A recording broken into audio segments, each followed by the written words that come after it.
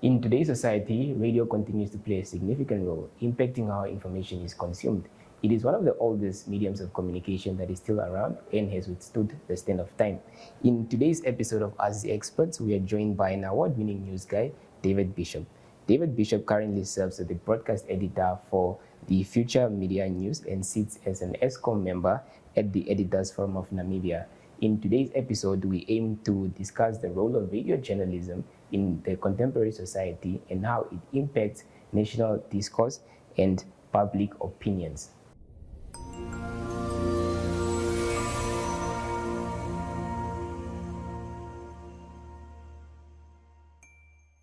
To get right into it, David, we want to understand why radio is important in today's society.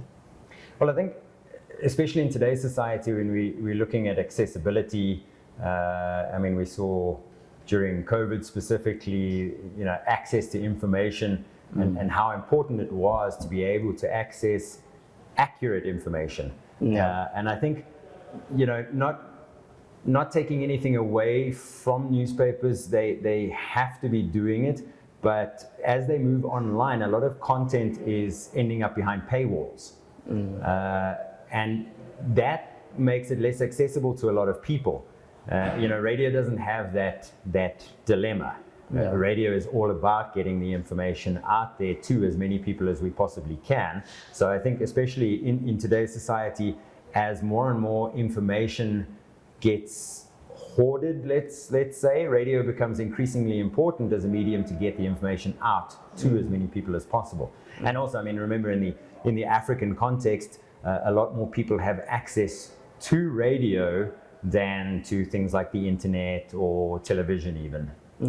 You spoke about accessibility there. So we just really want to understand in terms of involving everybody, especially those in remote areas, how important is radio to involve people from all areas of and across Namibia in the national discourse? I think it's vitally important, and that's where the NBC plays a massive role and is very, very important. Their radio services, as much as people would say that they're our competition in a way, they serve a very important function because they can get to places that a lot of commercial radio stations can't necessarily get to. The message that they're getting across is a debate perhaps for another time. But as we can see as well, Future Media has a wide reach and we do try and reach as many people as possible through all of our different radio stations. And having the different radio stations also allows us that opportunity to reach more people because each radio station is targeting a different population group. But with the localized Future Media News, we're able to get the same accurate, verified information to all those different groups of people. If you can just expand a little bit on how the different radio stations that are housed under Future Media really represent the cultures and ideas and ideologies of the different communities. Okay, so Radio Wave would be your slightly higher LSM, more urban-based, I'd say a lot more predominantly the capital and perhaps the coastal towns of Swakopmund and Walvis Bay. As much as we have listeners across the country, I'd say that's where Radio Wave's sort of main focus is. We've got Fresh FM, which targets a similar listener, but slightly not to say that Radio Wave listeners aren't hip, but I think fresh you've got that slightly more youth appeal, the slightly more hip and happening music style, and a lot more of an aspirational listener. Whereas they often say that the Radio Wave listener perhaps has already made it. The Fresh FM listener is aiming for it, and they're determined they're going to get up there and get it. Then we have Nova 103.5, which targets a slightly older listener, and also incorporating a bit of Afrikaans on Nova, so it's a joint English-Afrikaans medium. So you again then reaching a different listenership that perhaps wants to listen to some of their own language being spoken on the radio. So you get a lot of those. Afrikaans listeners tuning into Nova as well. And then Omalunga by far is our sort of largest radio station when it comes to... It's been around for quite some time now. It has, yeah. It's when it comes to listenership, obviously, it's our largest radio station. Omalunga is an interesting model because it almost operates as a community station, but under a commercial model. But it is very heavily involved in the community. The radio station is embedded in the communities that they speak to, in Windhoek, but also a lot in the sort of northern O regions, and very, very involved in community affairs, in speaking to the listeners directly, getting interaction from the listeners. It's so important to us, in fact, that we've opened our first satellite studio. So we have an Omalunga studio in Ongwediva that broadcasts from there, and we actually have a journalist employed in the north as well, who goes and gets stories from the community that we're able to put out on our Omalunga news feed. Okay. Now, speaking about listenership, you guys have different classes of listenership, obviously, but we want to know, especially during the time of COVID-19, we have seen that fake news has consumed a lot of the media space. So with regards to radio, did you guys perhaps experience any decline in terms of listenership and maybe a decline with regards to trust in radio? I think for us, the contrary was true. So at the beginning of COVID was when we launched Nova, because we needed a station where we had the freedom to talk a bit longer, to get a bit more detailed information out. At the same time, we launched Future Media News. Prior to that, we'd had Radio Wave News. Omalunga was doing their own news, and Fresh FM was touching on news with headlines. So at the time of COVID, we amalgamated everything and made Future Media News, so that we had one central message getting put out there. And what was very important to us, especially with COVID-19, especially in the early days of COVID-19 when nobody knew anything, was to make sure that anything we put out was verified, was factual. We spent a lot of time myth busting, so to speak. We did a lot of fact checking, a lot of explaining that certain things were fake news, that certain things were misinformation. And like I said, the main thing for us was that verifiability of anything we put out. We weren't necessarily going to be first, but we were going to be right. We were going to be correct. And in fact, during the COVID-19 period, I actually saw a comment. Somebody had posted a story on Facebook, whether it was about one of the briefings that the president was going to give. I don't remember exactly what it was, but a comment underneath it literally said, "It's not true until Future Media News says it is," which to me was just like, we're doing our job. Yeah, I mean, that just shows that you guys are doing your job, as you mentioned, and you are involving everybody. Yeah. But the other thing, just apart from COVID-19, what are some of the measures that you guys have employed here at Future Media, just to make sure that credibility is installed in everything that you do, and also just improving the areas that listeners might feel that you guys are lacking? Well, like I say, one of the main things for us is literally saying that when it comes to our stories, we're not worried about being first. We want to make sure that we're right. I mean, we're still on time. We're not going to bring a story 3 days too late, but we're not putting anything out until it's been checked, until it's been verified. If there's a story doing the rounds on social media, we will contact the authorities to verify it before we share that kind of information. So we spend a lot of time digging into stories, checking with sources, not just believing something because it is said that somebody said so. No. We try to find more than, the basic journalism of don't do single source stories. But when it comes to, if you see a story breaking by a certain news agency, wait and see and that at least another agency has also picked up on it, and it is verified by more than one source. especially overseas stories, you can't necessarily always verify them firsthand, but at least if more than one news agency is carrying the story, then you can pretty much be assured that it is actually true and it's not just somebody posting something incorrectly. Is this something that you guys do here at Future Media, or you also try to involve other radio stations, whether be it community or other commercials as well? Well, we haven't really had too much work with other commercial stations. It's not as bad as it used to be, but there is still a lot of almost operating in silos. And I think even the media space in Namibia is becoming a lot more open, but there was always an idea of, even between newspapers, you're competing against each other, and we're starting to realize now, perhaps thanks to COVID, that it has to become a lot more involved and people, working with each other rather than against each other. The days of scoop journalism, unless Twitter does die, Twitter has gotten rid of any scoop that any journalist can get, because it's everybody out. breaks the Exactly, news. everybody breaks the news now, so we need to learn to work together. But we haven't managed to establish too many of those partnerships. We have spoken to other stations, we have spoken to community stations about getting involved, where we can help out, where we can share our knowledge. But that's still something in development as well, and that we can hopefully build on going forward. Yeah.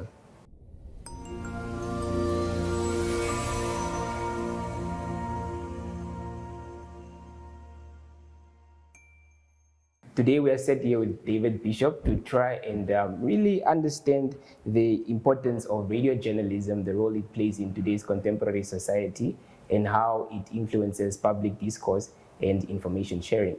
Now, David, just to get back into it, we understand that now with the development of social media especially, and transmission, it allowed you guys to broadcast into many different areas and also open up new opportunities to improve the station's financial opportunities.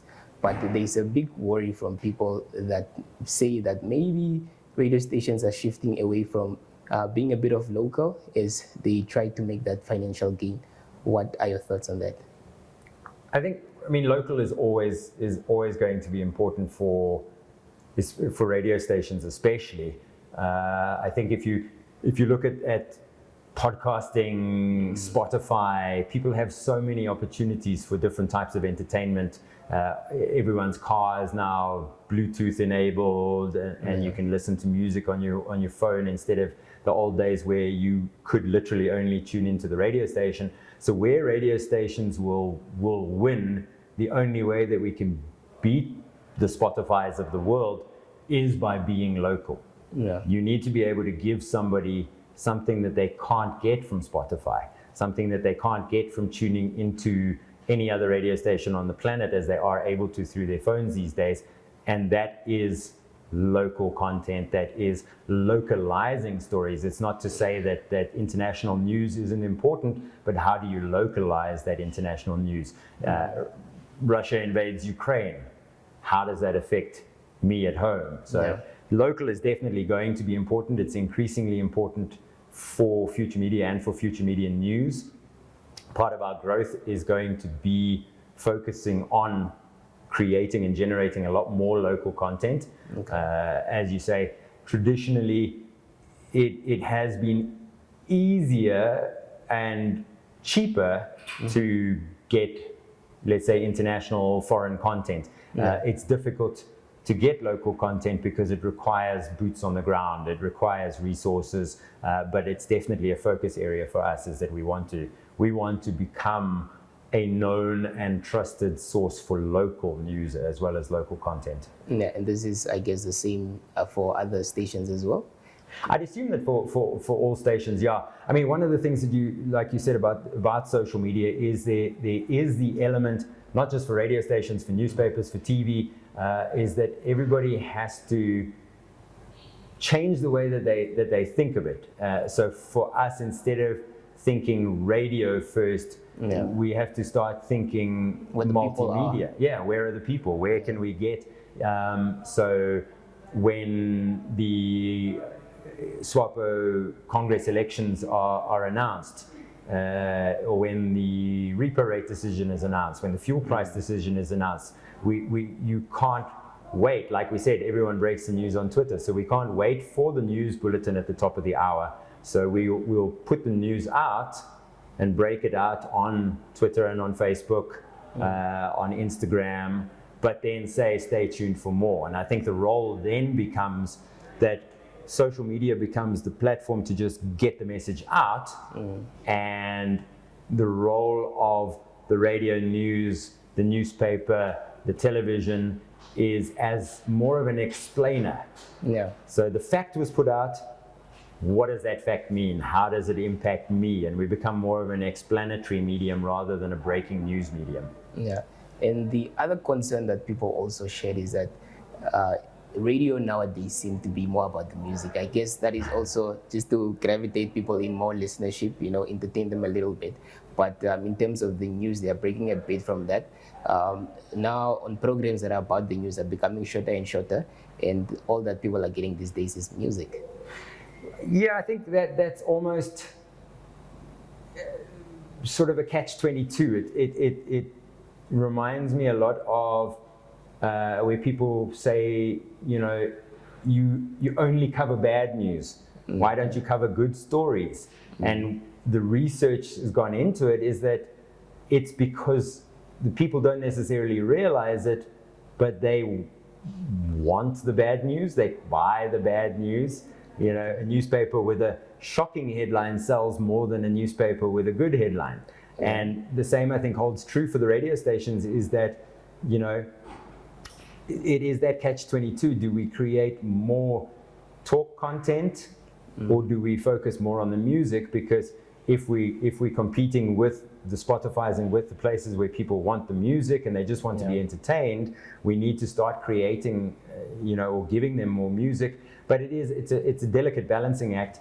For future media, I know that news remains and will remain a very important part of the programming, whether it's just the sort of news on the top of the hour or the explainer stories that we can sometimes have in there, where we get a journalist to join a DJ and talk more about it. We don't have any talk radio medium stations. Nova does have the element there where they can get into a lot more talk and a lot more detailed information. Yeah. But like I say, it's a catch-22. Do the people want more music, or do they want more talk? And it's finding that balance that I think everyone has to figure out themselves. Yeah, I mean, I guess it would also make sense for to get more listenership in, meaning that you guys' rates go up, we get more money in, considering the infrastructure that or the money that you've put into infrastructure to make sure that this radio stations to reach almost the entire population of Namibia. Yeah, I mean, and that is the thing is radio isn't necessarily a cheap medium to put out. We literally just had transmitters that needed replacing at several sites. So the transmitters have to be brought in from overseas at great expense. The exchange rate, inflation, those prices go up as well. So yeah, we do need to recoup. I think radio stations might still fortunately be in a slightly better position. We know that even prior to COVID, readership was falling for a lot of newspapers. Advertising rates were all competing against Facebook and Google. But I think radio is in a slightly better position there. But I mean, during COVID-19, we also took a massive hit. And we are starting to recover from that. But like you say, there is a lot of investment that goes into putting out the product. It's not literally just someone sitting in their bedroom at home with a microphone and talking to people. Yeah, of course not. And the other thing is that the NMT recently hosted the conference on the future of journalism in Southern Africa. And we just wanted to find out from you, a person who's a veteran in the radio industry, what are the needs of journalism, especially journalists, especially those in radio, not only in Namibia, but across Africa in terms of radio and broadcasting?